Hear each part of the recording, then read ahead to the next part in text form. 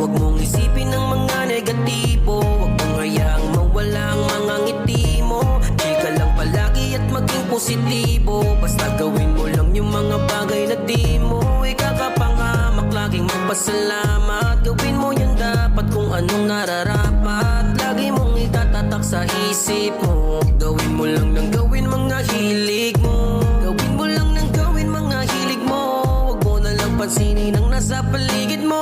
Alisin ang mga negatibo, buksan ang mga ngiti mo, palayain sa isipan ang mga tangan na hindi mo malis sa sarili mo. Ba't lagi kang nakakulong? Di naman yung sagot sa lahat ng iyong tanong. Lahat tayo ay may pag-asa na matamasa, na makamit yung magandang buhay at magandang umaga. Di lang naman ikaw ang may bitbit na mga suliranin. Isipin mo na lamang laging may Diyos ka at panalangin. Gawin mo na lamang kung ano ang dapat.